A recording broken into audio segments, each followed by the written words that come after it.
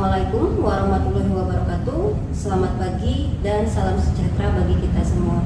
Perkenalkan, saya Herlina, dosen program studi Teknik Informatika Diploma 3 di Sekolah Tinggi Teknologi Mandala Bandung.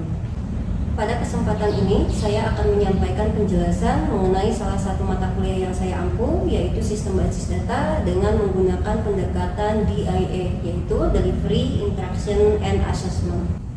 Video ini disusun sebagai bagian dari pemenuhan persyaratan sertifikasi dosen pada tahun 2025, khususnya pada aspek pernyataan diri dosen dalam unjuk kerja Tridharma Perguruan Tinggi atau PDD UKT-PT dengan fokus pada kegiatan pengajaran. Selanjutnya saya akan memaparkan deskripsi dan informasi mengenai mata kuliah Sistem Basis Data.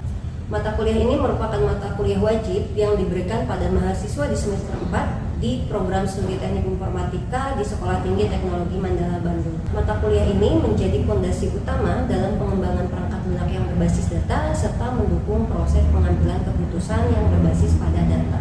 Mata kuliah Sistem Basis Data memiliki bobot 3 SKS yang mencakup pembelajaran teori dan praktik yang dilaksanakan selama 1 semester ke depan. Bahasa pengantar yang digunakan dalam mata kuliah ini yaitu bahasa Indonesia.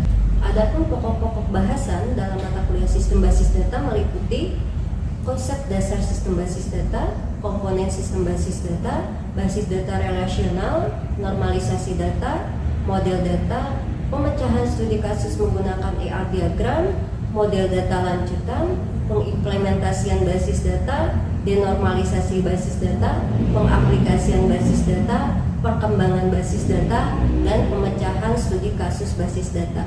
Di sini, mahasiswa akan mempelajari cara merancang model data menggunakan pendekatan ER diagram dan memahami model data lanjutan. Di akhir perkuliahan nanti, mahasiswa akan diajak menganalisis perkembangan basis data serta memecahkan studi kasus yang berkaitan dengan perancangan dan penerapan basis data.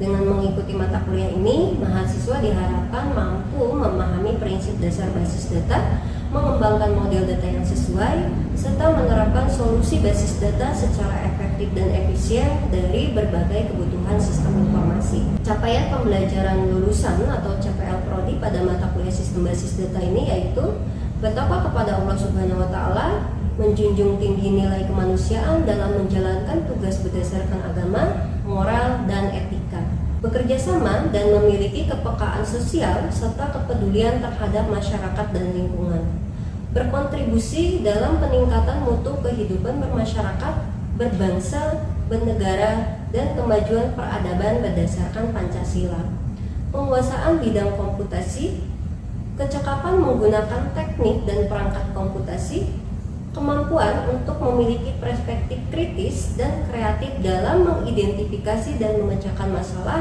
dengan menggunakan pemikiran komputasi, mempelajari model baru, teknik, teknologi, dan peralatan untuk menerapkan efektivitas dalam meningkatkan kualitas diri seumur hidup, menganalisis dan mengembangkan sistem serta prosedur yang berkaitan dengan sistem komputer, serta memberikan rekomendasi yang berkaitan dengan sistem komputer yang lebih efisien dan efektif, menguasai bidang fokus ilmu komputer, serta mampu beradaptasi dengan perkembangan ilmu pengetahuan dan teknologi.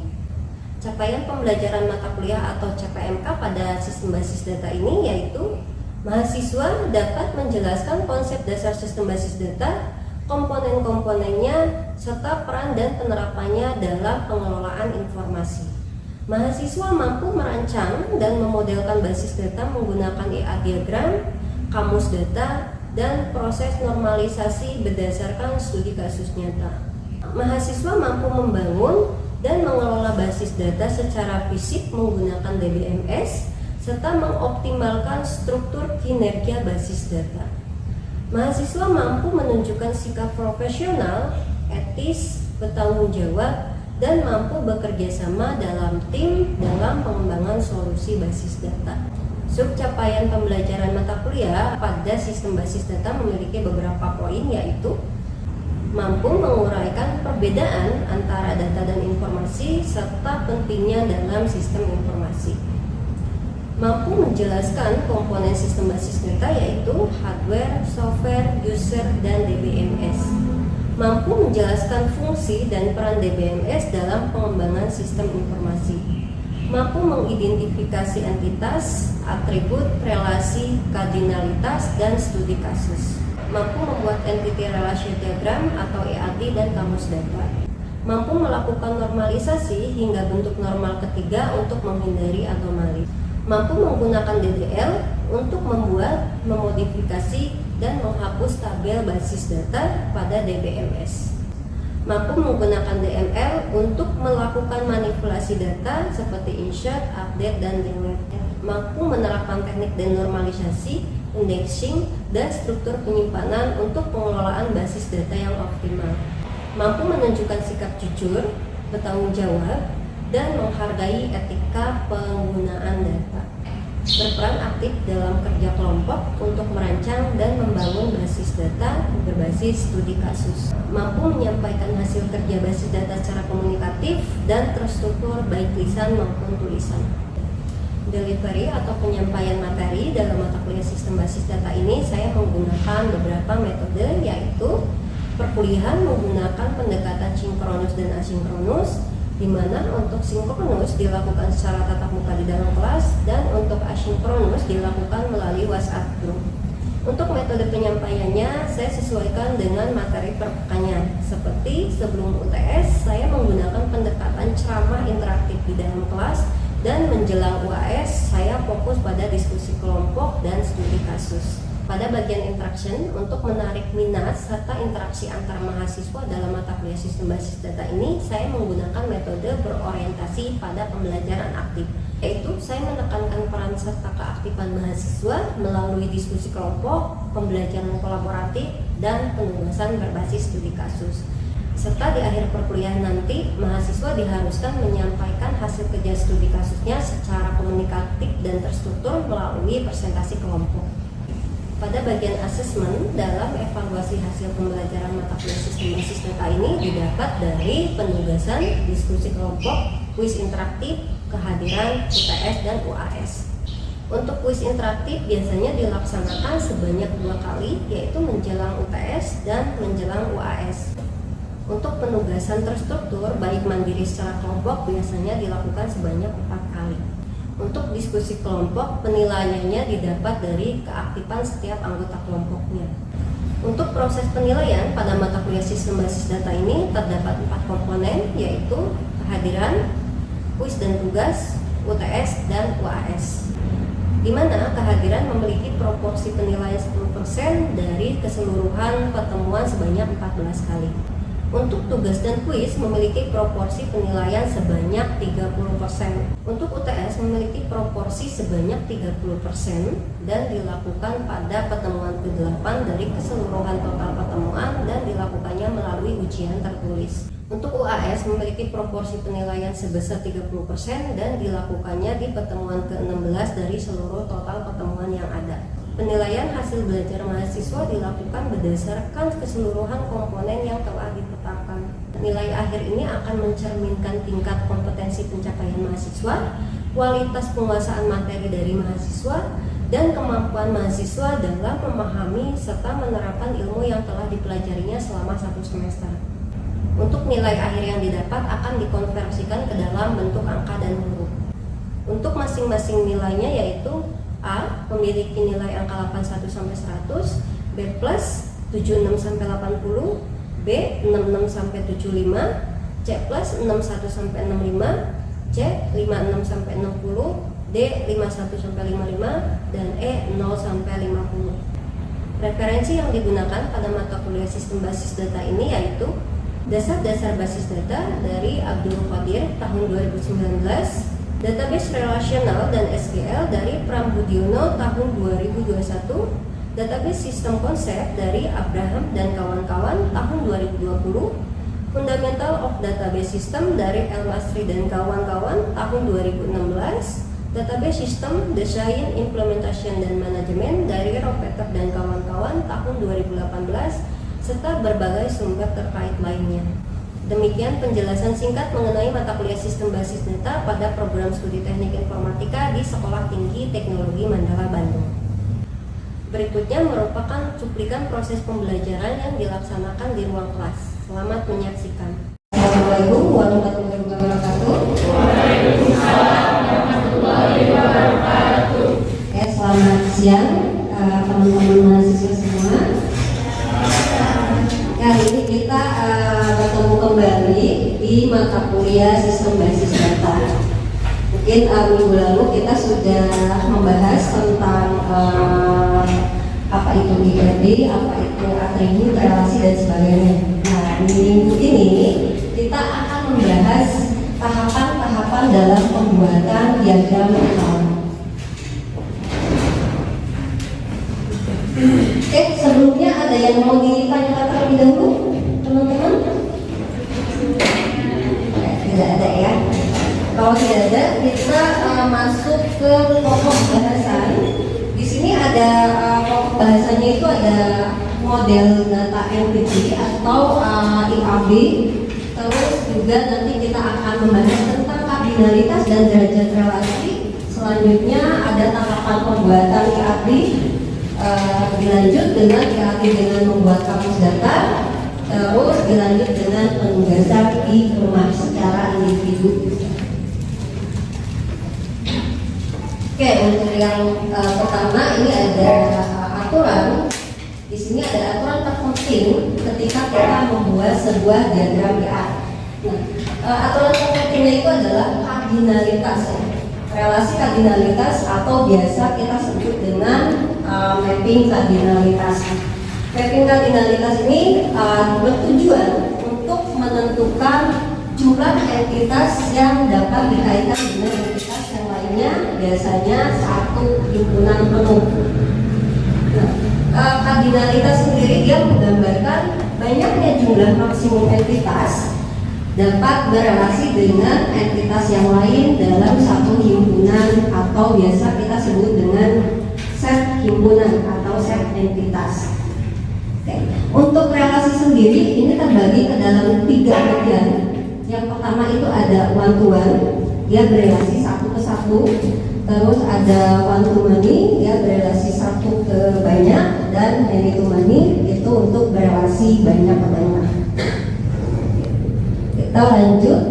Nah, di sini ada kardinalitas satu ke satu, di mana di sini ada dosen, ada entitas dosen, entitas jurusan dengan relasi mengepalai.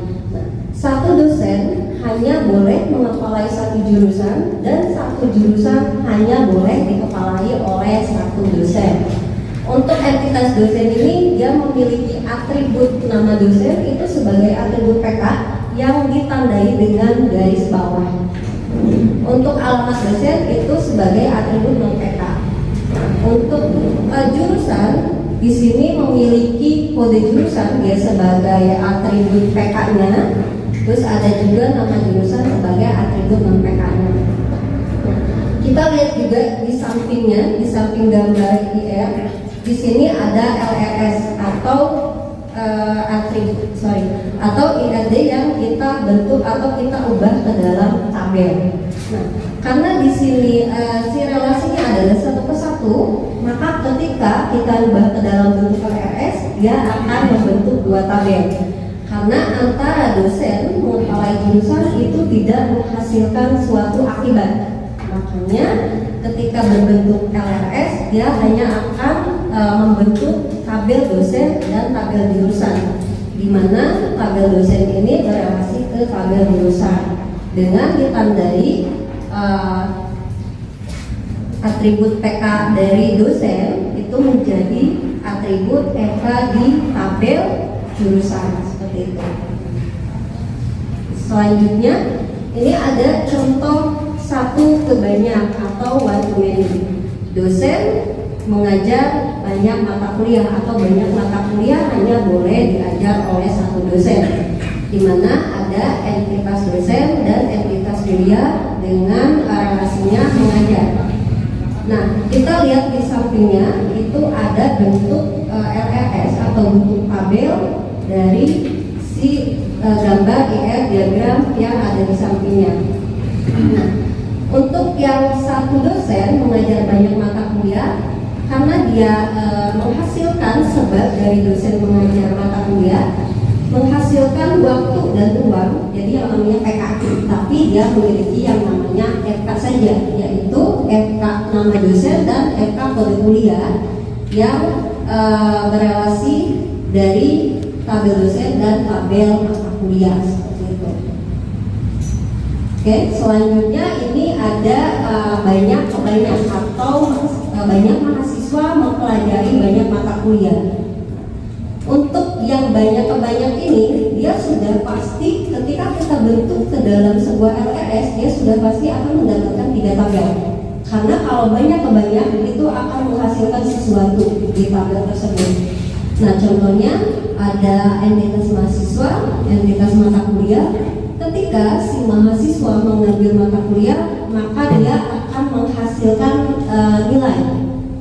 Nilai ini yang nantinya akan berada di relasi yang menghasilkan sesuatu dari sebab si mahasiswa mengambil mata kuliah, dia akan menjadi sebuah tabel. Nah, nantinya kalau seumpamanya kita cetak, dia akan menjadi sebuah laporan kartu hasil studi mahasiswa per semester. Biasanya seperti itu. Oke, kita lanjut ke derajat relasi. Nah, untuk derajat relasi juga terbagi ke dalam 3 bagian. Yang pertama itu relasi derajat 1, di mana relasi ini hanya terlibat satu entitas utama. Nah, contohnya di sini entitasnya itu hanya karyawan dengan relasinya menikahi. Jadi entitas karyawan hanya boleh menikahi satu entitas karyawan. Jadi dia berelasinya hanya ke satu entitas, yaitu disebut dengan entitas utama. Terus yang kedua, relasi derajat 2. Kalau yang ini berarti dia melibatkan 2 entitas. Satu pria hanya boleh menikahi satu wanita, tapi terlibatnya ke dalam 2 entitas, maka dia disebut dengan relasi derajat 2. Kalau untuk yang relasi derajat 3, dia terlibat ke dalam 3 entitas utama. Jadi 3 entitas ini terhubung ke satu relasi.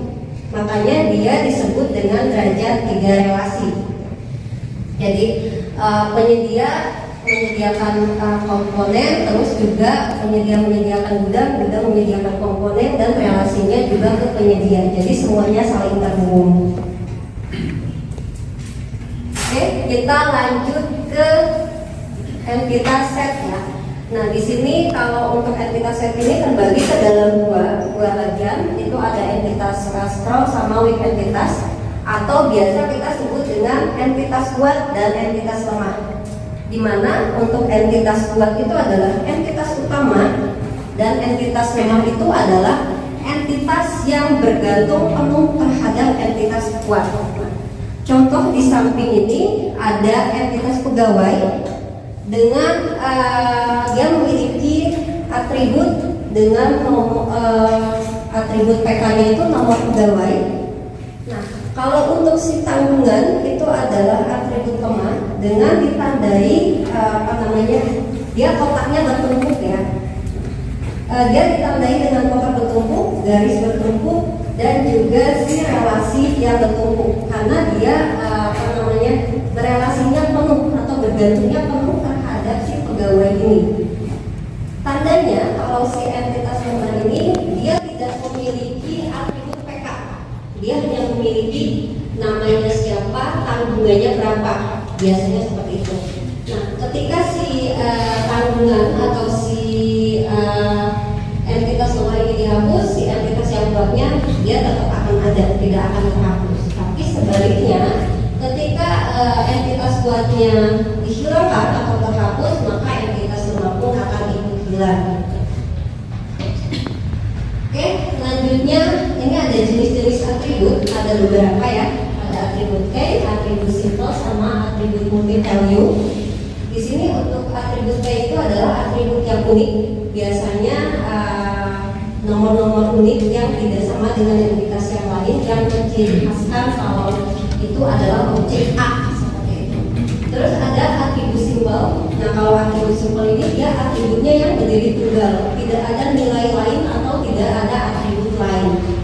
Terus kalau atribut multi biasanya dia memiliki nilai-nilai yang lain.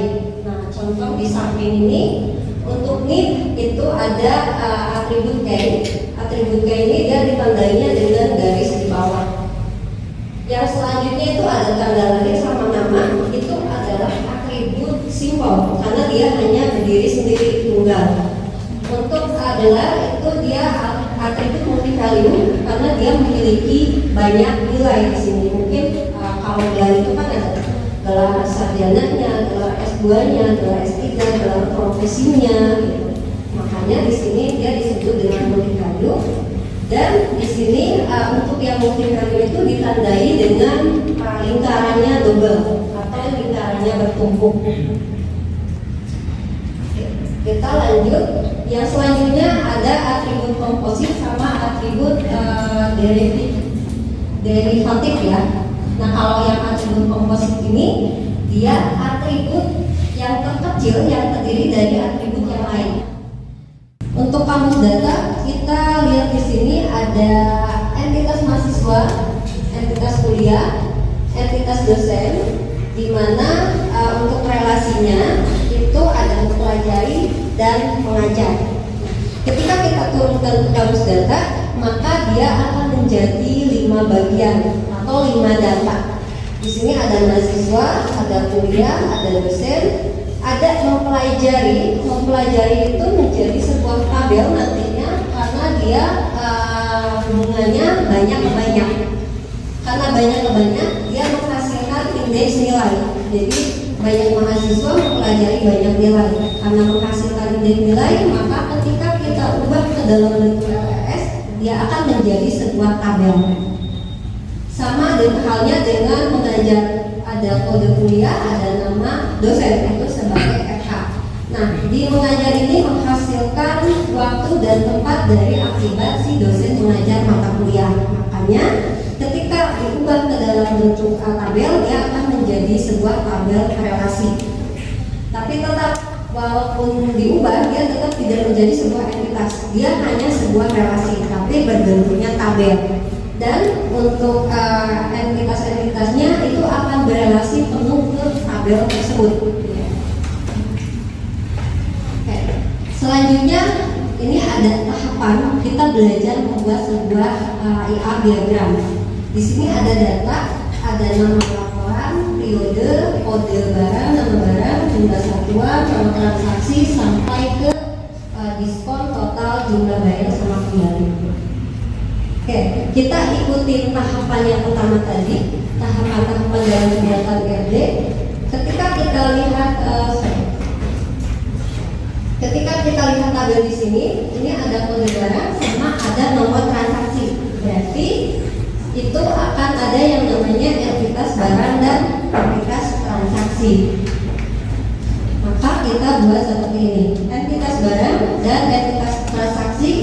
Karena dia laporannya laporan penjualan, otomatis ini ada transaksi penjualan atau transaksi pembelian. Makanya di sini relasinya adalah relasi membeli. Selanjutnya kita menentukan atribut key-nya dari masing-masing entitas.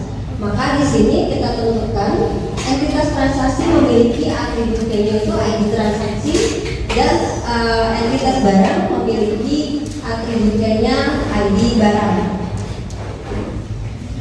Selanjutnya kita menentukan jenis kardinalitasnya.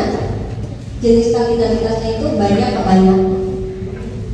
Nah, setelah dapat, maka kita tentukan atribut-atribut yang lainnya yang akan terlibat di dalam entitas tersebut.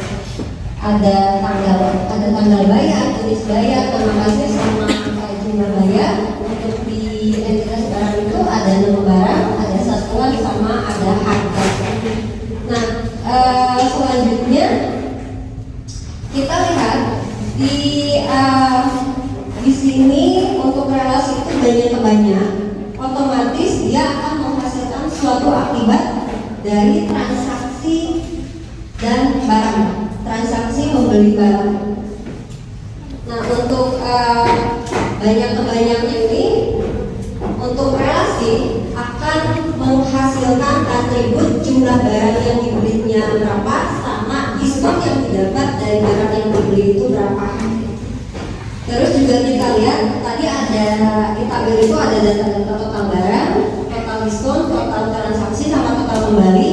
Mungkin nanti kalian pikirkan si data itu akan masuk ke mana? Apakah ke atribut barang atau ke dalam relasi pembeli atau ke atribut transaksi? Oke, kita lanjut di sini. Ketika kita sudah mendapatkan IA diagramnya, maka kita turunkan ke kamus data. Otomatis di kamus data akan memiliki 3 data. Yang pertama data transaksi, relasi membeli, sama data barang. Untuk data membeli ini dia memiliki nomor transaksi, kode barang itu sebagai EK yang menjadi EK dari masing-masing entitas. Terus juga ada jumlah barang sama diskon yang akan menjadi laporan per harinya biasanya di dalam sebuah penjualan. Nah, ini ketika kita ubah ke dalam bentuk tabel RS, maka dia akan berelasinya seperti ini. Jadi ada tabel transaksi, ada tabel barang, dia akan berelasi penuh terhadap tabel membeli. Terus contoh yang di sampingnya ini adalah contoh implementasi ketika kita masukkan ke dalam sebuah database, maka dia akan seperti ini. Untuk yang tabel membeli itu tidak akan ada kode primary key-nya ya atau PK-nya. Dia akan hanya ada FK di situ. Tapi dia akan menjadi relasi penuh terhadap si tabel transaksi sama tabel barang. Oke, apakah ada yang mau ditanyakan terlebih dahulu? Cukup? Oke, kalau cukup, ini ada tugas individu yang nanti kalian kerjakan di rumah. Nah, tahapan-tahapannya sama dengan tadi, berarti tahapannya itu ada 5 tahapan, dari tahapan 1 sampai tahapan 5. Nah, kalian lihat di sini, nanti di sini apakah ini derajat relasinya 1? Hanya entitas barang aja atau ada entitas yang lainnya seperti itu. Nanti kalian kerjakan secara individu di rumah. Setelah itu di minggu selanjutnya kita akan bahas bersama-sama. Kita melakukan diskusi untuk menyelesaikan si tabel ini. Oke, mungkin untuk hari ini dicukupkan sekian. Terima kasih untuk kehadirannya, terima kasih untuk perhatiannya. Mohon maaf atas segala kekurangannya. Wassalamualaikum warahmatullahi wabarakatuh.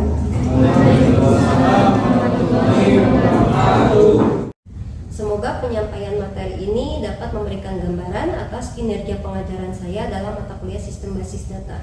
Ucapan terima kasih saya sampaikan kepada tim penilai sertifikasi dosen tahun 2025, Direktorat Sumber Daya Ditjen Dikti dan Ristek, serta Sekolah Tinggi Teknologi Mandala Bandung, Program Studi Teknik Informatika, rekan sejawat, dan mahasiswa atas segala dukungannya.